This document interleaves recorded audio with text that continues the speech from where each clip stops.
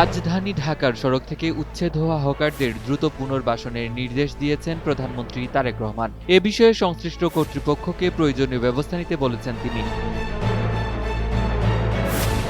শনিবার দুপুরে তেজগাঁওয়ে প্রধানমন্ত্রীর কার্যালয়ে অনুষ্ঠিত এক বৈঠকে এ নির্দেশ দেন সরকার প্রধান। বৈঠকে স্থানীয় সরকার বিভাগ, ঢাকা উত্তর ও দক্ষিণ সিটি কর্পোরেশন, রাজধানী উন্নয়ন কর্তৃপক্ষ ও ডিএমপির ঊর্ধ্বতন কর্মকর্তারা উপস্থিত ছিলেন। এখন পিরিয়ড হোক রেগুলার বা হেভি, প্রয়োজন মতো কনফিডেন্স আছে রেডি। Play with confidence.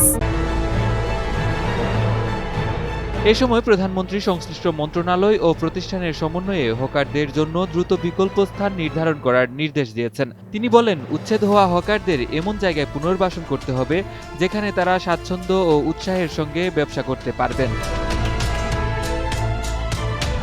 সম্প্রতি ঢাকা উত্তর সিটি কর্পোরেশনের মিরপুর ১ এলাকা এবং ঢাকা দক্ষিণ সিটি কর্পোরেশনের মতিঝিল, বাইতুল মোকাররম, পল্টন ও গুলিস্তান সহ কয়েকটি এলাকার সড়ক থেকে কয়েক শতাধিক দোকান উচ্ছেদ করা হয়।